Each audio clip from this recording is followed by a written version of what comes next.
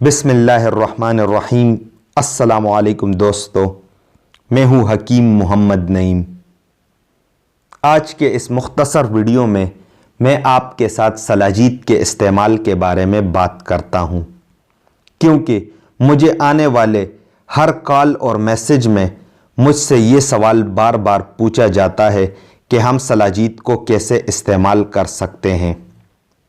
تو اس سوال کا آسان اور بہترین جواب یہی ہے کہ سلاجید کو گندم کے دانے سے لے کر کالے چنے کے دانے کے برابر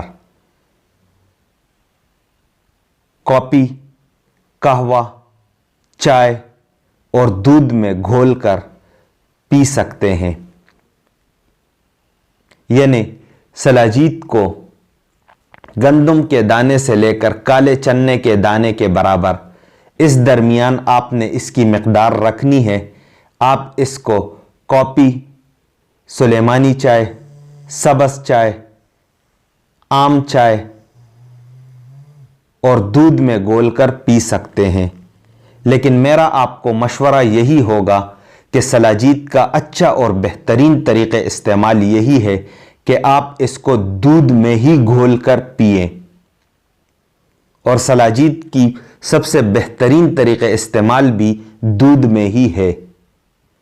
آپ سلاجید کو اگر گھول کر نہ پینا چاہے تو آپ اس کو گولی کی طرح نگل کر اوپر دودھ بھی پی سکتے ہیں، لیکن اس طریقے سے بھی سب سے بہترین طریقہ یہی ہے کہ دودھ خواہ 1 کپ ہو یا 1 گلاس، یہ آپ کی چوائس پہ ڈیپینڈ کرتا ہے، آپ اس کو دودھ میں ہی گھول کر پئیں تو آپ کو سلاجید کے فائدے حاصل ہوں گے، اور بہت ہی بہترین فائدے حاصل ہوں گے۔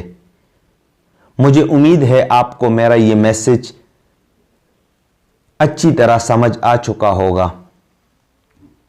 تو سلاجید کا آسان اور بہترین طریقہ استعمال یہی ہے کہ گندم کے دانے سے لے کر کالے چنے کے دانے کے برابر آپ اس کو نیم گرم دودھ میں ہی گھول کر پئیں۔